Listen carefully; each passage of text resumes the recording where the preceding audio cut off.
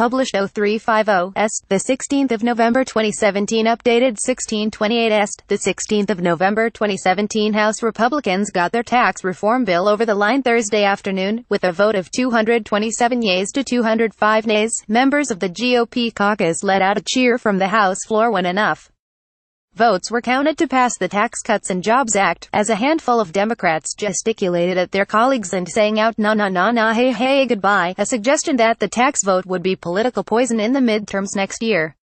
For now, though, Republicans treated the bill's passage as good news, as Trump had yet to have a major legislative victory this year, with tax reform being taken up in the Senate next. "This is one of the most historic and the biggest things that we will ever do," proclaimed House Speaker Paul Ryan minutes before the bill was passed.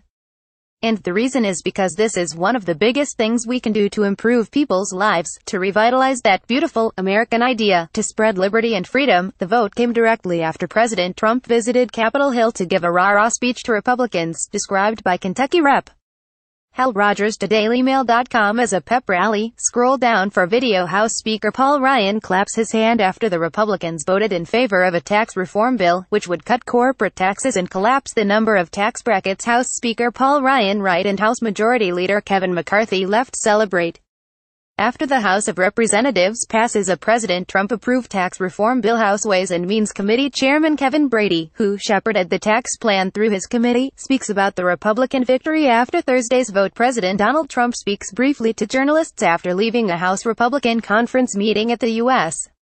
Capitol November 16, 2017 in Washington, D.C. After the bill's passage, the White House continued to play cheerleader. "A simple, fair, and competitive tax code will be rocket fuel for our economy, and it's within our reach," Trump's spokesman Sarah Huckabee Sanders said in a statement. "Now it's time to deliver," she added, a message likely directed at the Senate. As he did in his televised speech from the White House yesterday, Trump recounted his 12-day trip to Asia, regaling lawmakers with his stories of meeting world leaders. He talked a lot about his trip. Some of the successes he had in terms of trade deals suggested others might materialize going forward, said Republican Rep. Tom Cole of Oklahoma. Trump also talked about his efforts to get China to free 3 UCLA basketball players, something he highlighted yesterday when he tweeted that he wondered if the players would thank him. "One thing the president didn't do was engage in bartering with a large group of lawmakers who might leak word of any infighting. He didn't even address a primary sticking point with the Senate tax cut, its inclusion of a provision to repeal the Obamacare individual mandate. He was very careful, I think, to avoid any kind of specifics in that regard," said Cole.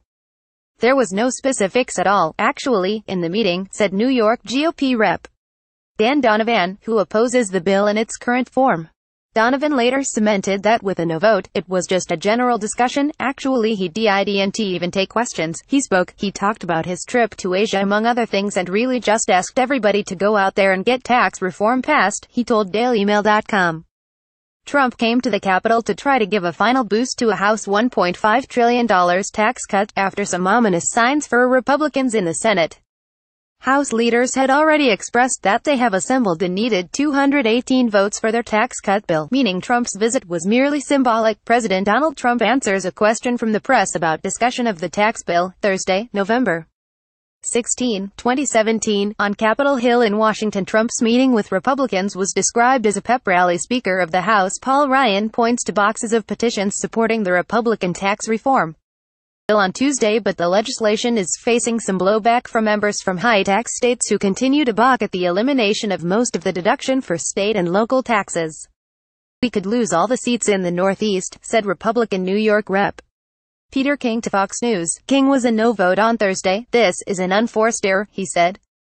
"We're doing this to ourselves." Of the 13 GOP no votes registered Thursday, 5 came from New Yorkers, 4 were from New Jersey and 3 were from California, with the remaining nay courtesy of North Carolina Republican Rep. Walter Jones. "My no vote is for the next generation so they won't be bankrupt," he told Bloomberg News, as he exited the chamber. Now the attention will turn to the Senate, as Sen. Ron Johnson, a Republican from Wisconsin, announced yesterday that he would not vote for the Senate bill in its current form. "If they can pass it without me, let them," Johnson told the Wall Street Journal. "I'm not going to vote for this tax package. Johnson doesn't share the Democratic complaint that the bill hits millions of families with a tax hike while permanently slashing corporate rates. He complains that while corporations get a major cut from 35 to 20%, other types of businesses that file taxes as individuals don't. That is still buffaloing people, pass-throughs that think they're getting a 25% rate, said Johnson. It's still lost on a lot of people. Rep. Peter King, RNY, is calling the bill an unforced error that will cost GOP seats. He voted no on the bill Thursday. Sen. Ron Johnson, a Wisconsin Republican, blasted the way the Senate tax cut treats certain pass-through companies. Republican Sen. Susan Collins of Maine is already raising concerns about the repeal of the individual mandate. President Donald Trump heads to the Capitol to try to give a final boost to a House $1.5 trillion tax cut. Any delays to the Senate bill could put a vote after Alabama's December 12 special election, which could cost Republicans a critical vote. Meanwhile, Sen. Susan Collins of Maine, who helped tank the GOP's Obamacare repeal, is raising doubts about the decision to include an end to Obamacare's individual mandate that people buy insurance. The change is coming on reconciliation legislation that needs only a simple majority to clear the Senate. I have data that demonstrates for certain middle-income individuals and couples who do not qualify for subsidies under the ACA that the premium increase will outweigh the tax cut that they get, Collins said. NBC reported, I suspected this based on what I know about insurance markets, but now I have the actual data. The two chambers' plans would slash the 35% corporate tax rate to 20%, trim personal income tax rates and diminish some deductions and credits while adding nearly $1.5 trillion to the coming decade's federal deficits. Republicans promised tax breaks for millions of families and companies that would have more money to produce more jobs.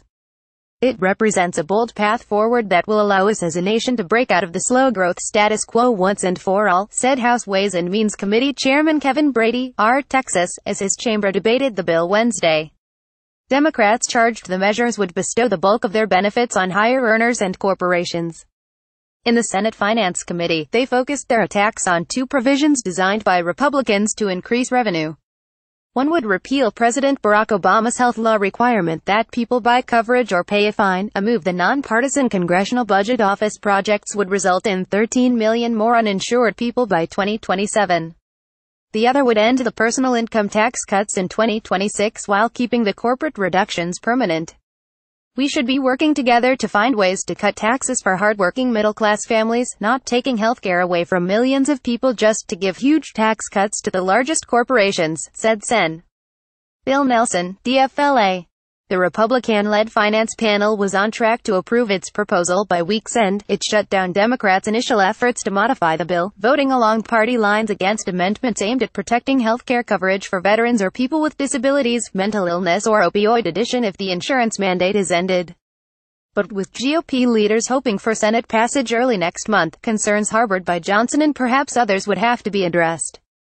Republicans controlling the Senate 5,248 can approve the legislation with just 50 votes, plus tie-breaking support from Vice President Mike Pence. With solid Democratic opposition likely, they can lose just 2 GOP votes. Besides Johnson and Collins, Jeff Flake of Arizona and Bob Corker of Tennessee have yet to commit to backing the tax measure. Repealing the health law's individual mandate would save $338 billion over the coming decade because fewer people would be pressured into getting government-paid coverage like Medicaid. Senate Finance Committee Chairman Orrin Hatch, Ruda, used the savings to make his bill's personal tax reductions modestly more generous. Ending the bill's personal income tax cuts in 2026, derided by Democrats as a gimmick, was designed to pare the bill's long-term costs. Legislation cannot boost budget deficits after 10 years if it is to qualify for Senate procedures barring bill-killing filibusters. Those delays take 60 votes to block, numbers Republicans lack. The House measure would collapse today's 7 personal income tax rates into 4, 12, 25, 35 and 39.6%. The Senate would have 7 rates: 10, 12, 23, 24, 32, 35 and 38.5%. Both bills would nearly double the standard deduction to around $12,000 for individuals and about $24,000 for married couples and dramatically boost the current $1,000 per child tax credit. Each plan would erase the current $4,050 personal exemption and annul or reduce other tax breaks. The House would limit interest deductions to $500,000 in the value of future home mortgages, down from today's $1 million, while the Senate would end deductions for moving expenses and tax preparation. Each measure would repeal the alternative minimum tax paid by higher-earning people. The House measure would reduce and ultimately repeal the tax paid on the largest inheritances, while the Senate would limit that levy to fewer states.